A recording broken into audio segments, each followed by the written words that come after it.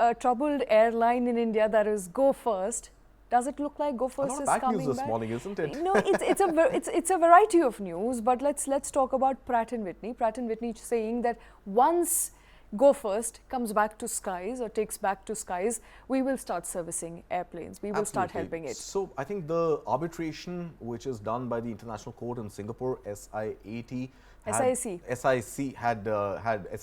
think had given its ruling that starting 1st of August every month, Pratt Whitney, the engine maker due to which Go First actually got grounded. What happened was in 2020 onwards, Go First kept complaining of engines which were not serviceable.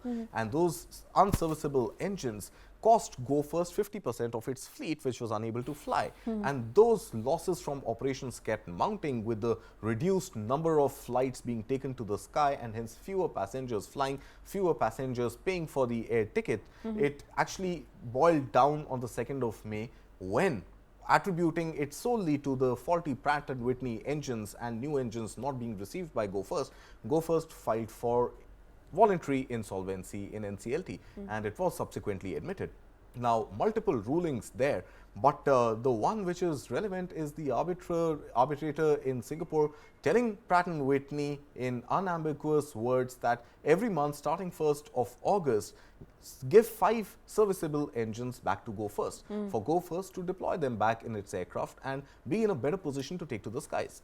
Now, it's been almost 2.5 months since that, and Pratt & Whitney has not given one single serviceable engine back to Go First. Now it has gone and told the court in Singapore that it will be able to honor this directive only once Go First is able to resume its operations. Now it's a chicken and egg situation. Go First is saying it needs serviceable aircraft to be able to fly.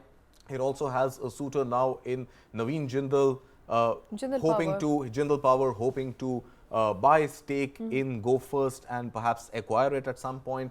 NCLT, NCLAT, multiple sort of rulings there. There's a resolution professional who needs to see this deal through one way or another. And at that time, to the basic tenet of keeping an airline afloat is having the engines and the aircraft to fly them.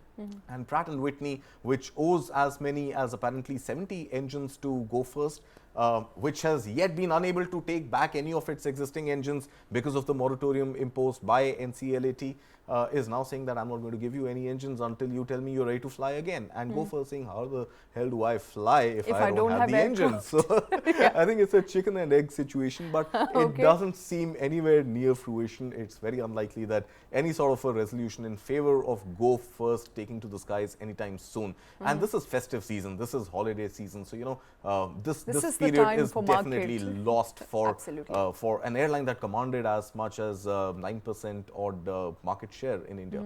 So what happens to Jindal Power's bid at this point? Do you think the latest sort of commentary that's coming in from Pratt & Whitney, it's not a ruling because they're not complying by the SIAC ruling, will that hurt Jindal Power's prospects? I don't think so. I don't think so. If anything, I think Jindal Power would get a better sort of valuation, a better deal, because there is no way that Go First can fly without the engines, and the engines are not coming until there is somebody who's willing to infuse that capital into the airline to let it sustain its interim losses until the moratorium is there, and thereafter once once the resolution is through and there is some sort of a merger or an acquisition, then infuse that immediate capital to get whatever is required to fly the airline. So if anything, I think for Jindal's Power right now, it seems like it's not going to be a bummer. If anything, it'll just keep the expectation from Go First a little lower.